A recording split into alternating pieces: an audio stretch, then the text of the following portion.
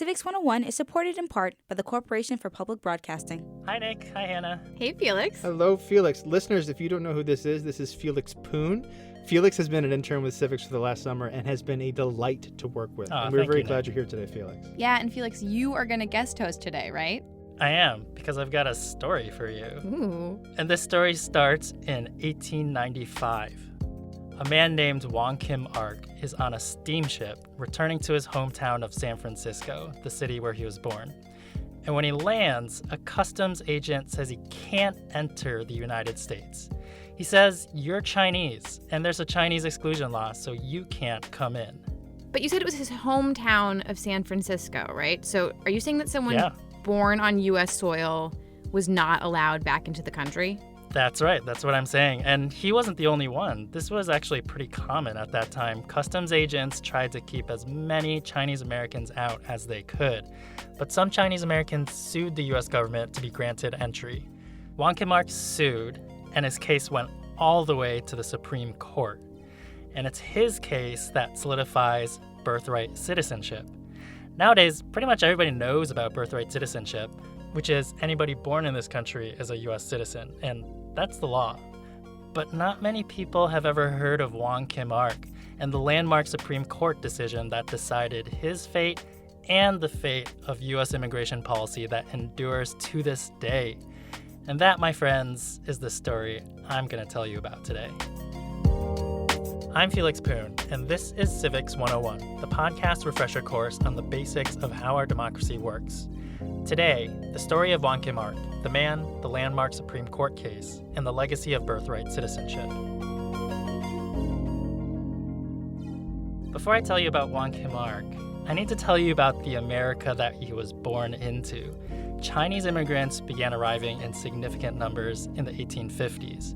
Many came for the gold rush in California, and when the gold rush ended, they found jobs as railroad workers, miners, farmhands, laundry owners, and domestics. But hostility towards them had been growing. In San Francisco, you have a labor organizer, Dennis Kearney, who was agitating that the Chinese were taking white jobs and running a Chinese must go campaign. This is Carol Nakanoff, professor of political science at Swarthmore College and co-author of the forthcoming book American by Birth, Wong Kim Ark and the Battle for Citizenship. In July of 1877, a mob formed and destroyed $100,000 in Chinese-owned property, burning laundries and leaving 4 dead. That's millions of dollars of damage in today's money. That's a lot. But more importantly, that's lost life and a lost sense of safety and belonging. And this racially motivated violence happened not just in San Francisco, but all along the West Coast, including Seattle, Tacoma, and Los Angeles, where more than half the victims were publicly lynched. That's horrifying. And I feel like this is a moment in American history that we really don't hear about. At least I didn't learn about in school. Did you, Nick? No, not at all. Yeah, I didn't even learn about it until college. And I was kind of shocked to hear about it, especially that, I'd never learned about it before. And this is when Congress began excluding Chinese immigrants. They passed the country's first immigration act, the Page Act, in 1875, barring Chinese women from entering the country. And then in 1882, the Chinese Exclusion Act barred all Chinese people from entering the country.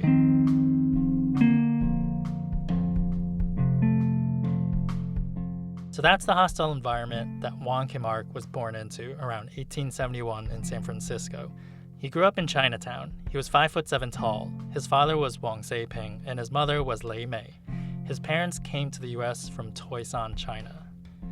So public record listed them as merchants, but what does that actually mean? They ran a store. That's considered a merchant, which was in the city directory listed in 1879 and 1880 as a butcher and provisioner. Wong Kim Ark didn't have much formal education. From age 11, he was listed as a cook. And that's about all we know about his life in the U.S. There are records of 4 trips he took to China. The first was in 1889 with his parents. He gets married on this trip to a woman named Yi Shi from his ancestral town of Toisan. His second trip is in 1894 to 1895 to visit his wife and family. And it's coming back to San Francisco on this second trip that the customs agent says he can't enter the United States. And so he was detained. And he said, "Hey, I was born here. I'm a citizen. You have to let me in." This is Bethany Berger, professor of law at the University of Connecticut. Not only did he say that, he had papers with him to prove that. And the customs officer says, "I don't care. Chinese cannot become citizens by being born in the United States."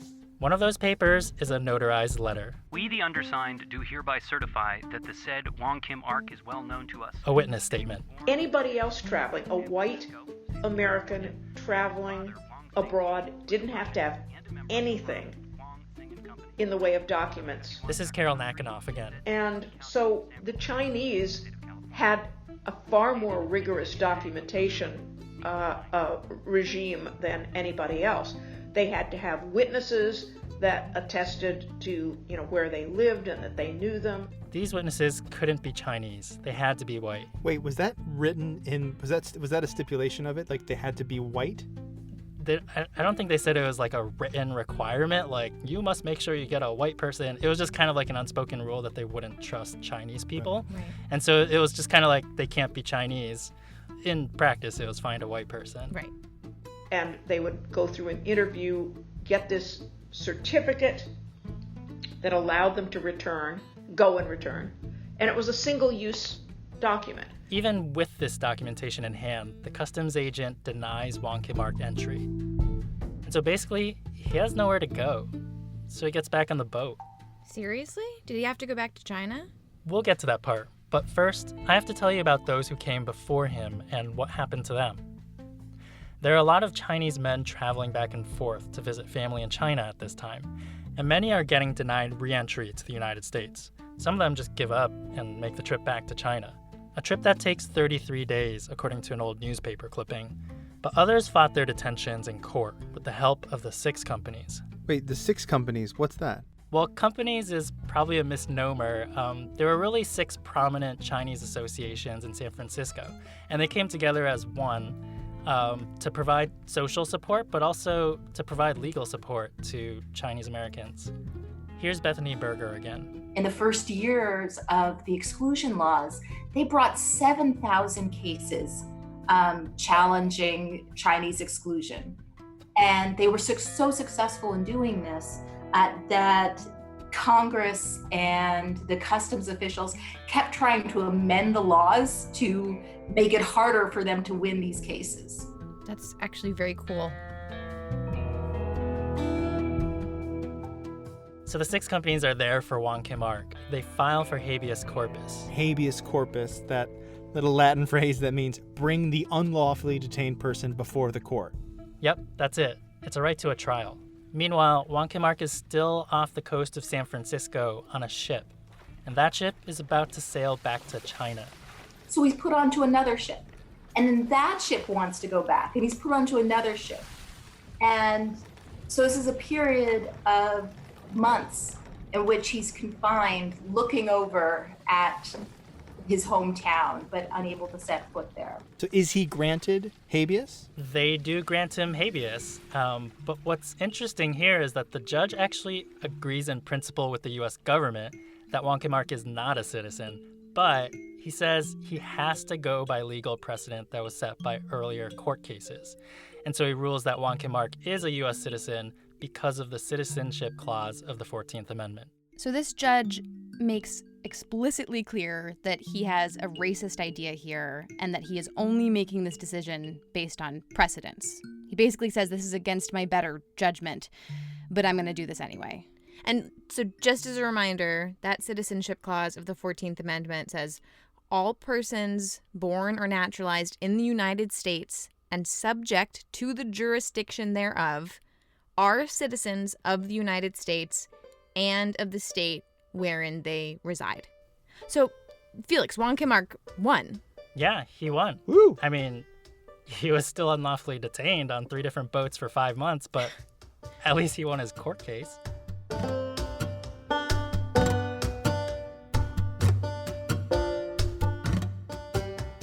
So is that it, Felix? Like, is this happily ever after for Wong Kim Ark? No, not quite. the government immediately appeals. So they take it all the way up to the U.S. Supreme Court. This is Julie Novkov. She's a professor of political science at the University at Albany and co-author with Carol on their book American by Birth, Wong Kim Ark and the Battle for Citizenship. The majority opinion is written by Justice Horace Gray, and his response is that if people are in the United States and they're following the laws of the United States and basically they're not in some sort of special category like that of a diplomat, they are living under the sovereignty of the United States, and therefore children who are born to them in the United States are born under that sovereign power, and therefore, according to common law principles going back to England, they are entitled to citizenship on the basis of the 14th Amendment. In writing the majority opinion, Justice Gray did reaffirm that there are exceptions to the Citizenship Clause. Diplomats are not subject to the jurisdiction of the U.S. If they commit a crime, they don't face the justice system the same way that we do. So their children that are born here, not U.S. citizens. Children born here of a foreign occupying force, hasn't happened yet, knock on wood, but if it did happen, not U.S. citizens. So what the majority opinion boils down to is that Wong Kim Ark does not fall into any of these exempt categories, so he is indeed a U.S. citizen. But hold on, if this case was decided the other way, wouldn't you then have to revoke the citizenship of millions of children born to European immigrants? I mean, basically, and Justice Gray wrote this in his opinion, that to deny Wong Kim Ark his citizenship would be to, quote, deny citizenship to thousands of persons of English, Scotch, Irish, German, or other European parentage who have always been considered and treated as citizens of the United States. This ruling is a big deal. It solidifies a path to citizenship for all immigrants that is based on the 14th Amendment. But then there were some unintended consequences in the aftermath of the ruling. Like what? So there's this phenomenon of paper sons. Paper sons, I actually know about these. Do you, Hannah? I don't. I would imagine it's someone claiming someone as their son or daughter, but it would be son in this case. So since the only way you could be a legal Chinese immigrant to the United States was if you were a family member of somebody who had been born here, a child of somebody who had been born here.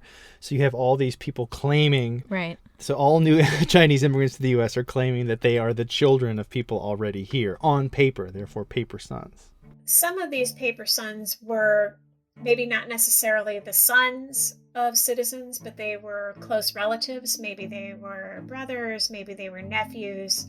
But because there's an awareness among immigration officials that this is happening, they become far, far more suspicious. What evolves out of this is that you wind up with kind of a cat and mouse game between Chinese who are trying to get into the United States and immigration officials who are trying to keep as many out as possible. And exclusion laws only get worse. By the time we get to 1924, legislation is basically excluding almost all Asian immigration and denying immigrants from Asia any possibility of gaining citizenship. This actually goes as far in the 1920s as denying citizenship to Japanese who had served in World War I.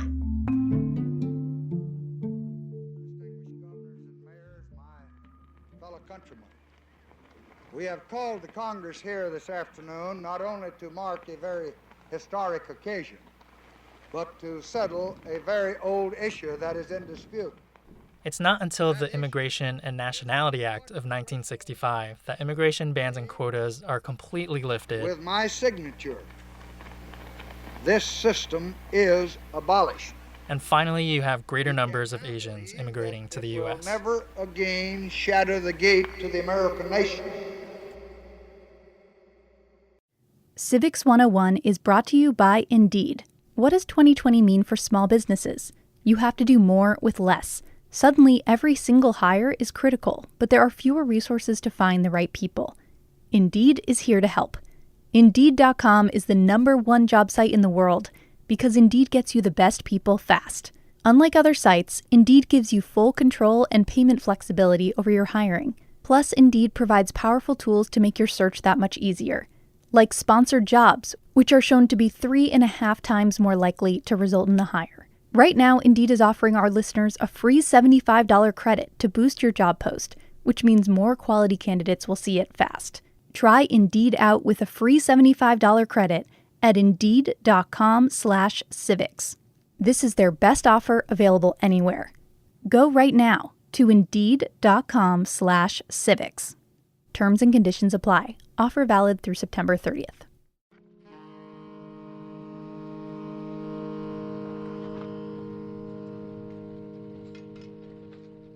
Soon after that, public scrutiny over immigration shifts, and beginning around the 1980s, you have some people using the term birthright citizenship pejoratively against the children of undocumented Mexican Americans.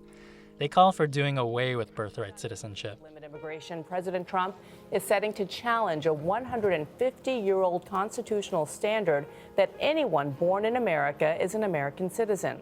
But the president can't just unilaterally do away with something that was decided in the Supreme Court, right? I mean, the Wong Kim Ark ruling means that they can't just get rid of birthright citizenship. Well, some would argue that the Wong Kim Ark ruling doesn't apply here, because Wong Kim Ark's parents were here legally, while undocumented immigrants are here illegally. So, what did the people you talked to think about that? They don't think this argument would be very convincing in court. Basically, they say that there was no distinction back then between documented and undocumented. If you made it to U.S. shores, you were a citizen. But given the exclusion laws, it was clear the government wanted to exclude Chinese people from this country. So they're in consensus that the Wong Kim Ark ruling does apply. And therefore, the only way to do away with birthright citizenship is to amend the Constitution, which, by the way, is not an easy process. It would need to pass through both the House and the Senate with 2/3 majorities, and then it needs to be approved by 3/4 of state legislatures. So birthright citizenship is probably here to stay, and our guests all agreed that's a good thing. Here's Julie Novkov. Well, I think birthright citizenship is important simply because it provides an additional layer of protection for some of the most vulnerable residents of our country. And it also, I think, telegraphs a message of equality, of being born an American regardless of where you're coming from or what your situation is. There's a kind of moral valence to birthright citizenship that is entangled in a productive and good way with American ideals.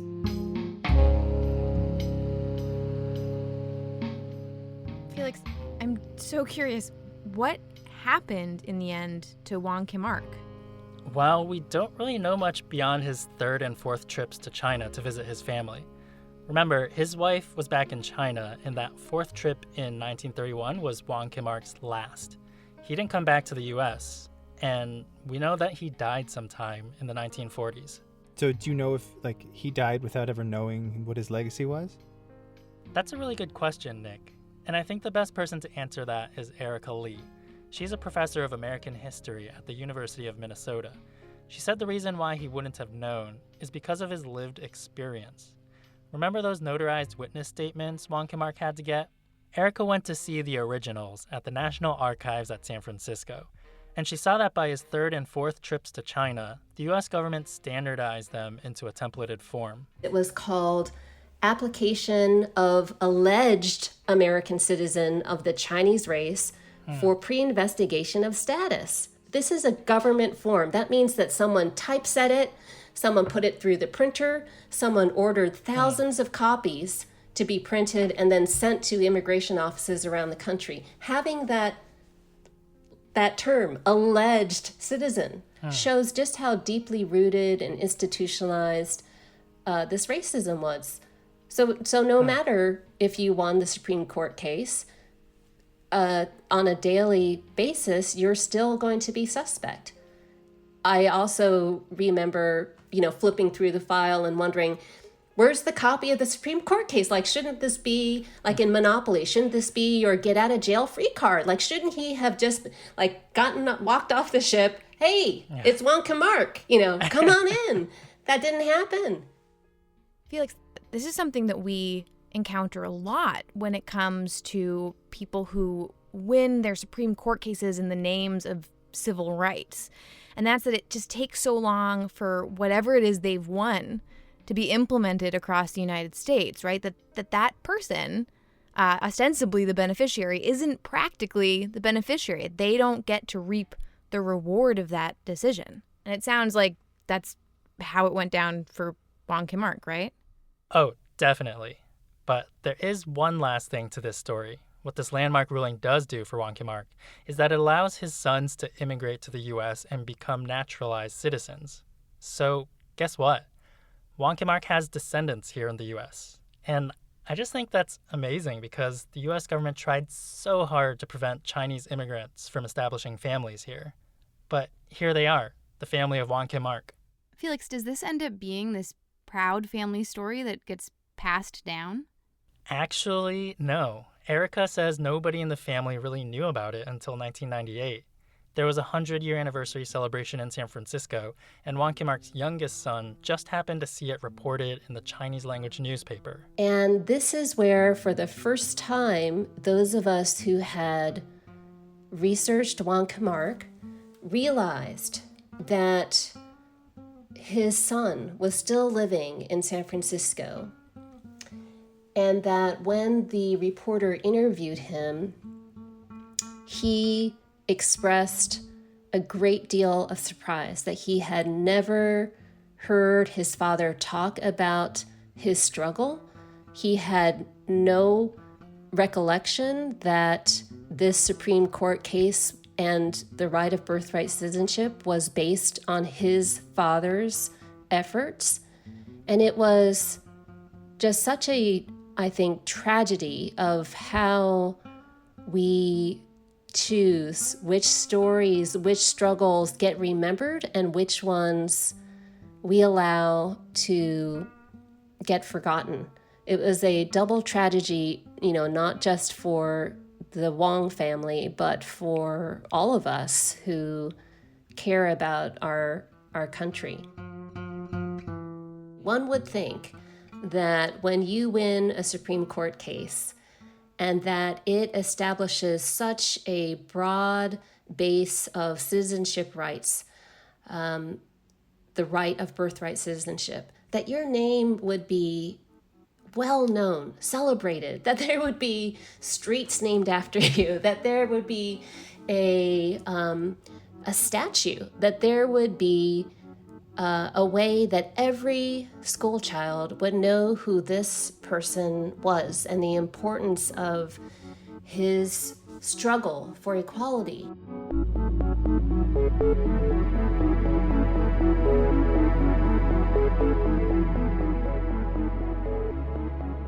I just want to say I think it's interesting that the three of us are talking about learning or not learning about this in school, because we've been talking a lot about exclusion and the idea of like the Chinese Exclusion Act, but exclusion doesn't end in 1965.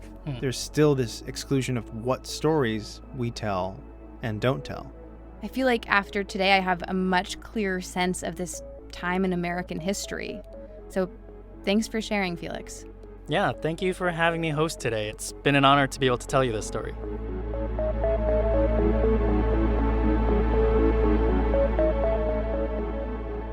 Today's episode was produced by me, Felix Poon, along with Hannah McCarthy, Nick Capodice, and Jackie Fulton. Erica Janik is our executive producer. Special thanks to Bill Hing and Taylor Quimby. Music in this episode from Blue Dot Sessions, Sarah the Instrumentalist, Loba Loco, and The Tower of Light. You can listen to more Civics 101 at civics101podcast.org. Civics 101 is supported in part by the Corporation for Public Broadcasting. It's a production of NHPR, New Hampshire Public Radio.